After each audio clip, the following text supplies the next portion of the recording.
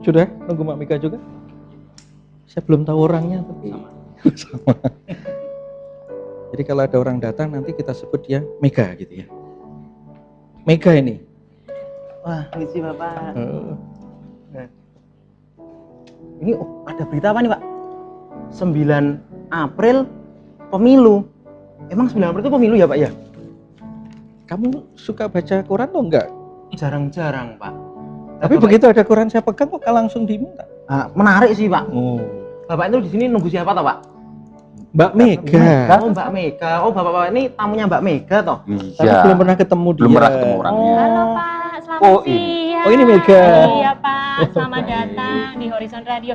Maaf Pak, ini OB saya nih sukanya nyelonong-nyelonong seperti ini memang Pak Ini ya. tamunya Mbak Mega toh Mbak? Iya Za, ini tamu saya. Beliau berdua ini saya hadirkan ke sini.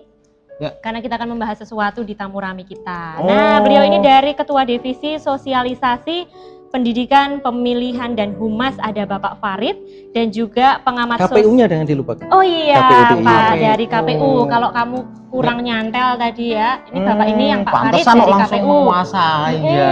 Kalau Pak Wiwit, beliau pengamat sosial dan juga politik. Oh, Gitu iya, Za.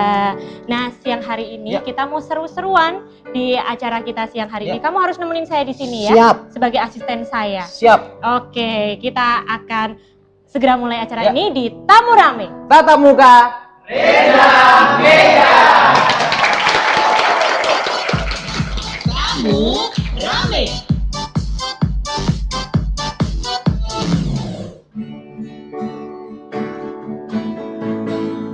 Wakil rakyat seharusnya merakyat. Jangan tidur waktu sidang soal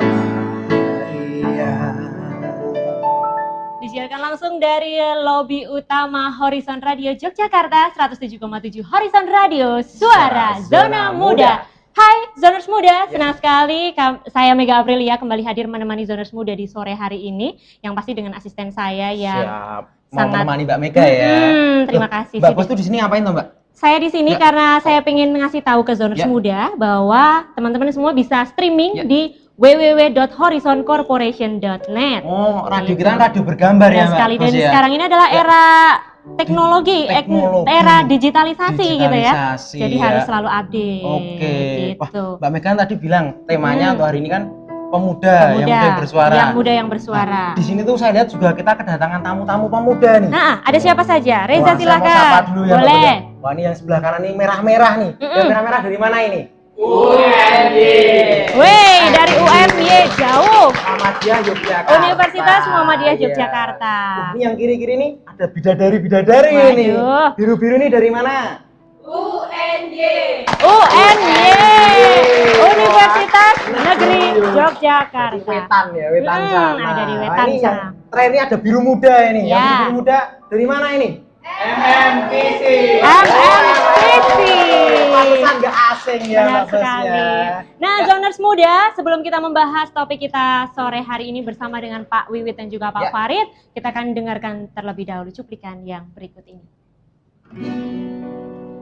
Tak ada yang Ya, tak ada yang abadi di dunia ini. Sama halnya dengan pemerintahan SBY yang tahun 2014 ini harus pindah tangan. 9 April 2014 akan menjadi saksi pesta demokrasi untuk memilih wakil rakyat dan presiden Indonesia. Oh, boleh. Pesta rakyat tahun ini akan menjadi ajang mencari calon pemimpin yang berkualitas. Masa pemerintahan yang telah lalu membuat masyarakat lebih selektif memilih atau mungkin menjadi tidak percaya pada pemerintah.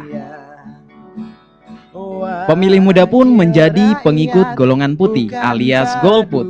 Pada pemilihan presiden tahun 2009, golput mencapai 29% atau lebih dari 49 juta jiwa. Angka ini meningkat 6% dari tahun 2004. Miris memang. Tingkat partisipasi masyarakat tiap periode terus berkurang. Sementara tahun ini, pemilih muda mencapai 40% dari 183 juta jiwa di Indonesia. Dan diprediksikan tingkat golput akan naik. Padahal, satu suara menentukan kelangsungan hidup bangsa Indonesia. Ya. Mungkin jiwa pemilih muda kurang bergejolak sebelum berdemo.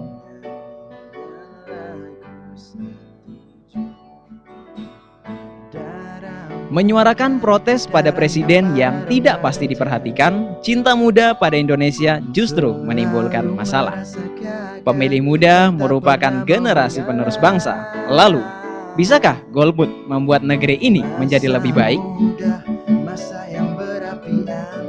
Kelangsungan hidup bangsa ini lebih penting dari kepentingan golongan semata, golongan partai, ataupun golongan putih.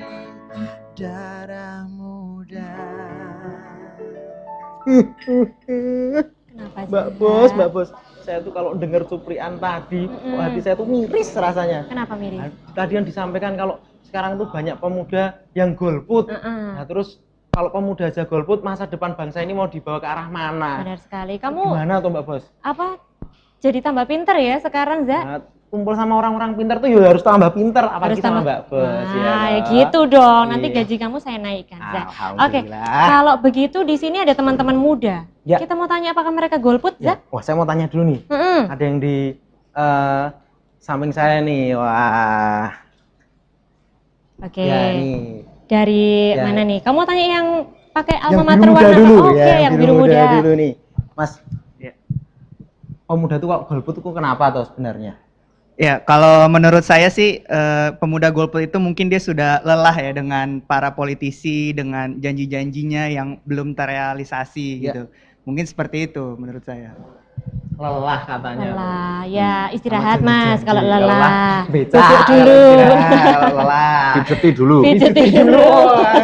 Udah kelelahan ya. Tapi kita nggak mau ngarang nih ya, karena di sini kita sudah ada pakar. Pak, gimana ini Pak? Apakah yang terjadi sebenarnya sama pemuda kita sehingga angka golput itu semakin naik saja di tahun ke Iya. tahun? Saya kira ini gambaran yang tidak bisa kita tolak. Iya. Faktanya begitu. Artinya ada realitas sosial masyarakat kita, bangsa ini, di mana kaum muda ternyata tingkatan golputnya sangat tinggi.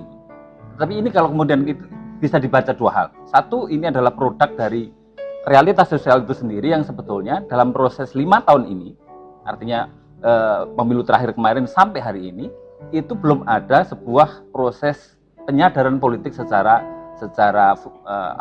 berakar begitu. Artinya dalam kesadaran tadi katanya lelah, apatisme politik itu juga terjadi di kalangan mungkin boleh jadi bukan hanya pemuda. Tetapi bahwa ini kalau kemudian kita secara normatif kemudian nanti kita akan bergerak bagaimana 2014 mesti bagaimana, ya tentu saja minus malum. Ini adalah sebuah pilihan yang memang harus ya kemudian mobilisasi ya sebetulnya yang sudah terlambat. Itu yang artinya sebetulnya PR ini tidak dikerjakan oleh partai-partai politik, oleh lembaga-lembaga yang memang berkewenangan untuk memberikan penyadaran politik itu. Iya. Ini yang artinya kaum muda ini juga mengalami frustasi, mengalami frustrasi secara politik. Dia tidak merasa direngkuh, tidak merasa hangat diperlakukan sebagai sivil dari nation ini misalnya. Ini yang artinya perlu mau tanya Pak. ya Politik itu juga bikin frustasi toh Pak, nggak cuma cinta toh Pak. sangat mungkin jelas karena sebetulnya kompleksitas politik ini kita itu seringkali kadang-kadang hanya tahu bahwa bangsa ini sebuah subjek politik yang tunggal kadang-kadang. Tetapi sebetulnya ini kan jamak. Ada kekuatan-kekuatan politik yang memang itu membuat situasi juga tidak kondusif terhadap demokrasi. Ada banyak pencolengan, ada banyak kleptokrasi, ada banyak hal yang saya kira membaca di proses Yogyakarta demokrasi ini itu untuk sendiri. pemuda juga sangat ini ya Pak, turun ya Pak tingkatnya pencoblosan ini dari tahun 2004, 2009. Pak Farid bagaimana Pak? Bahkan sejak 99. Oh, begitu. Jadi Terus? sejak 99 itu saya melihatnya dari tingkat partisipasi. Ketika Tidak hanya 99 pemuda berarti? Enggak, secara umum Secara dulu ya. umum. Secara umum 99 itu yang datang ke bilik suara dan nyoblos itu 92%, Ya, Mas. itu 92%. Berarti yang tidak itu gampangannya kan Hanya 8%. golput ya. Ya. Apakah itu golput atau teknis gitu Ya. ya. 2004 itu menjadi 84% yang nyoblos. Ya. 2009 tinggal berapa? 72%. Jadi trennya berarti memang turun. ada angka penurunan. 72%. Baik. Saya nambahi lagi. Ternyata apa? Paling tidak di 2 pemilu terakhir itu angka kerusakan surat suara Ya. Jadi orang sudah datang ke bilik suara, tapi ternyata coblosannya keliru. Begitu. Itu Wah. tambah. Berarti Dari 9% menjadi 14%. 14%. Tambahannya Baik, Pak. ya. Ya. Tambahannya, jadi yang surat-suara rusak. Ya, kita akan lanjutkan ke segmen Ya. berikutnya nanti. Tetap di Tamu Rame. Tatap muka.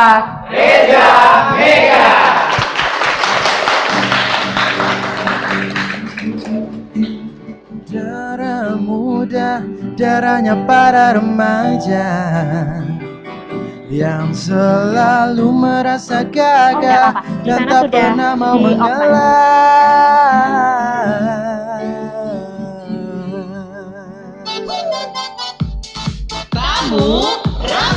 Iya, Pak.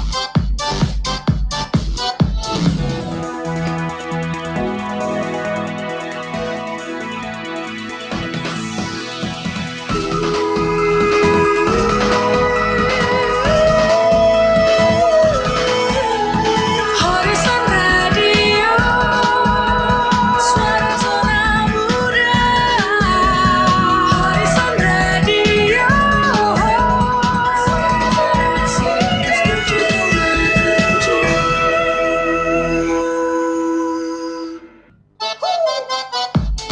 Tamu Rame.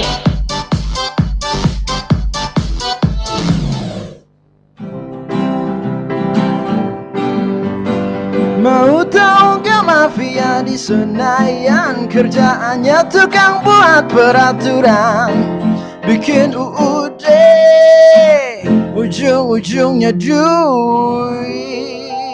Masih di 107,7 Horizon Radio, suara zona muda. Nah, di sini masih ada rekan-rekan kita, mahasiswa-mahasiswa di Yogyakarta, yang pasti juga masih ada Pak Wiwit dan juga Pak Farid yang menemani tema kita yang muda yang bersuara. Yang muda yang bersuara. Nah, saya mau melanjutkan pertanyaan saya ke Pak Farid, Pak. Bagaimana Pak langkah KPU untuk menekan tingkat golput di tahun 2014 ini? Ada beberapa hal yang secara langsung dilakukan KPU adalah antara lain menerjunkan relawan demokrasi. Begitu. Kemudian upaya sosialisasi yang diupayakan begitu rupa cukup luas dan masif. Yang relawan demokrasi itu sebelumnya belum ada. Itu kami mengajak para 5 segmen untuk 5 segmen masyarakat untuk ikut mensosialisasikan pemilu, paling tidak untuk jangan golput satu, yang kedua untuk memilih secara atau menjadi pemilih cerdas. Ada 5 segmen itu adalah pemilih pemula, anak-anak muda yang kelahiran 93, yang baru 97. 17 tahun ini begitu Pak ya? Betul. Atau yang kemarin 16, 2019 itu kelompok pemilih pemula, lalu perempuan, difabel, kelompok marginal. Marginal itu antara lain yang teman-teman pang. Begitu. Pang itu atau yang skuter di caper itu kelompok pang. Anak jalanan termasuk di dalamnya, beberapa wilayah kondisional.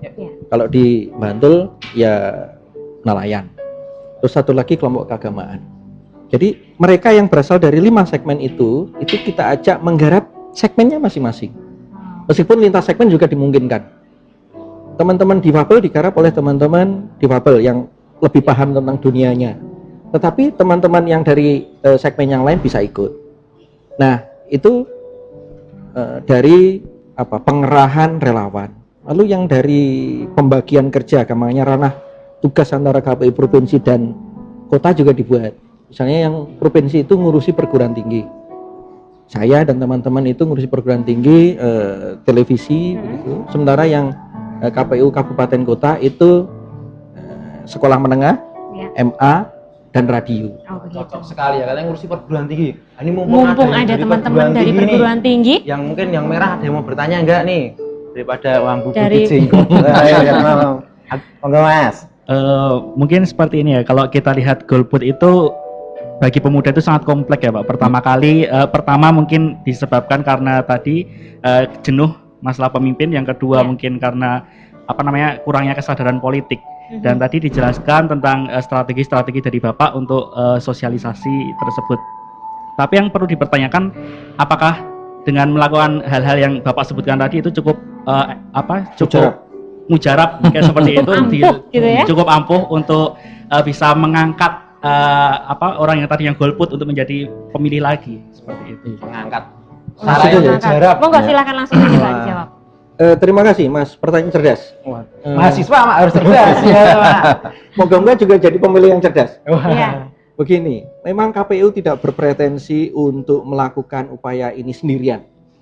Karena yang kita omongkan itu kan sesungguhnya bagian dari pendidikan politik. Pendidikan politik itu dimulai ketika kita lahir sesungguhnya, ketika kita kecil. Dan itu ketika kita masih masa-masa sekolah. Yang itu tidak ada secara sistematis begitu, mungkin berbeda saya dengan teman-teman. Pendidikan budi pekerti dihilangkan. Kenapa pendidikan budi pekerti? Begini, pendidikan budi pekerti itu mengajak semua orang menyadari bahwa ada orang lain yang harus dia perhitungkan.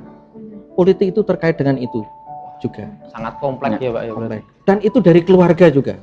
KPU tidak berpretensi mengambil alih apa yang mestinya dilakukan keluarga, masyarakat, lembaga agama atau ormas. Saya ambil contoh. Dalam agama ada banyak isu yang diangkat terkait dengan pendidikan politik. Misalnya, apabila kamu berjalan lebih dari 2 orang, pilih salah seorang menjadi pemimpinmu. Nah, itu kan sudah menjadi pendidikan politik, karena pada saat itu yang tidak dipimpin menyerahkan sebagian haknya untuk diatur oleh yang memimpin. Iya. Itu mestinya sejak kecil itu. Mbak Bos. Iya. Wah, saya tuh gini loh. Kumpul sama orang pinter sama mahasiswa jadi pinter saya. Jadi loh. terbuka wawasan. Jadi terbuka kan biar nggak jadi OB terus juga. Saya mau tanya ke Pak Fit nih Pak Fit. Kalau dampak golput itu sebenarnya apa tuh Pak? Jadi kalau ada yang ngajak, ayo golput itu sebenarnya nanti bisa berdampak apa gitu loh? Oke, baik, itu pertanyaannya yang saya kira berrelasi dengan yang pertama tadi. Bahwa golput ini kan sebetulnya justru hasil produk dari sebuah sistem yang tidak berjalan semestinya. Artinya bahwa ada ketidaktertarikan dari banyak warga masyarakat kita terhadap pemilu. Kalau ini yang kemudian harus dikoreksi terlebih dulu sebelum berbicara tentang dampak dari golput nanti. Yang kemudian kita perlu refleksikan adalah yang penting, saya kira bahwa tugas Mas Farid ini luar biasa. Tetapi tidak cukup Mas Farid sebagai orang yang duduk di dalam KPU itu untuk selalu menggerakkan terus masyarakat. Lelah Mas Farid ya. Lelah. Artinya ini kan sebetulnya kalau Mas Farid ini KPU kan hanya penyelenggara pemilu saja. Justru itu mestinya KPU itu semestinya hanya fasilitator saja. Ini ada kotak suara, kemudian memang bersosialisasi, milihlah. Sementara yang memobilisasi ini mestinya bukan KPU, semestinya kalau itu sistem berjalan itu adalah partai itu sendiri. Mesin politik itu yang kita namakan partai itu. Nah, bagaimana kaum muda apakah pernah dijamah? Bukan dijamah, disambangi oleh partai-partai, disosialisasikan bagaimana agendanya ke depan, apa capaiannya. Nah, ini yang sebetulnya kita maui. Ini yang disebut demokrasi substantif. Demokrasi yang memang punya isinya. Nah, karena selama ini demokrasi itu hanya demokrasi elektoral, prosedural aja. Karena prosedur milih, lalu ini nanti menggerakkan mobilisasi. Belum nanti kalau mobilisasi itu di bawahnya ada amplopnya. Wah. Kayaknya seperti itu tentu juga saja ya, bukan Mas Farid. Itu ada kepentingan di mana memang politik tadi kompleks, sehingga juga kadang-kadang sekarang uang itu menjadi kode dari interaksi sosial yang sudah masuk dunia politik juga. Ini kan gawat. Masa kaum muda juga akan seperti itu? Apakah mau milih yang money politik ini atau golput? Sama-sama tidak diinginkan sebetulnya. Nah, kalau tadi bicara tentang golput, lalu akan seperti apa nanti ke depannya? Tentu saja ini mempunyai implikasi yang juga sambung menyambung. Artinya kalau ini kemarin prosesnya nggak benar melahirkan golput dan akan semakin banyak golput, ini juga akan berpersoalan untuk sistem ke depannya. Tapi artinya ya. itu nanti pemimpin ini harus dipilih yang memang bisa menjaga suara rakyat. Bagaimana suara Tuhan ini diakomodir untuk kemudian amanah. Suara rakyat, suara Tuhan. Iya, ini kan menjaga marwah banyak bangsa ini harus dijaga. Tentang bagaimana ke depannya. Ini kan harus kembali lagi. Sumpah Pemuda dulu itu di mana lalu? Nah, kalau direlasikan ke situ sebetulnya sebelum ada 45 kemerdekaan itu, ada Indonesia Merdeka itu, Sumpah Pemuda dulu yang justru kemudian menghidupkan. Sehingga itu sebagai tangga, step untuk masuk ke kemerdekaan Republik Indonesia. Nah, saya kira waktunya Kira-kira bahwa ini kayaknya sudah ada geliat yang menurut saya baik ke depan. Ada banyak tokoh-tokoh yang secara best practice menunjukkan contoh baik dalam memimpin.